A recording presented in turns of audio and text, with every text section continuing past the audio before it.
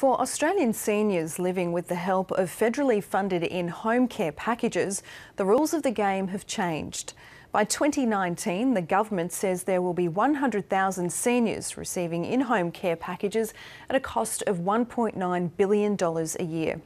Recipients of home care have had more choice recently in deciding how they want their services delivered. But there were still huge barriers to switching providers until now. Social Affairs correspondent Norman Hermont reports. Knock, knock. Hi, Jen. Hi, Michelle. This is what the changes to in-home care look like in action. 79-year-old Jan Ilse's care worker comes 3 days a week. Ready? What are we going to get up to today? First up, she makes the meals Jan will eat until her next visit. Oh, that looks nice, thank you. Would you be able to stay here without home care? No, I wouldn't be able to be here.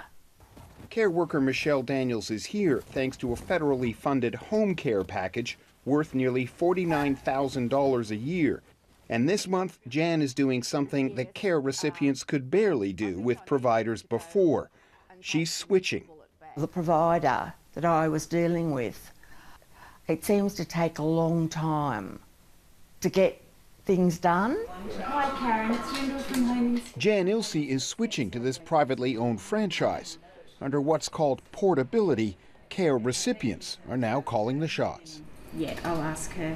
Now, with this portability, they can come across to organisations such as ours that will provide them with bills that they can understand, more care hours, just a general better quality of care. Churches of Christ Care, this is Linda.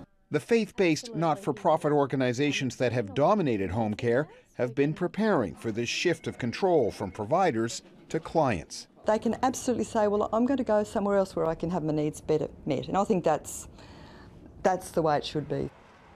On the Gold Coast, 98-year-old Maury Kingston has no plans to switch his package from Churches of Christ Care. He's able to stay in his own home with care visits 6 days a week.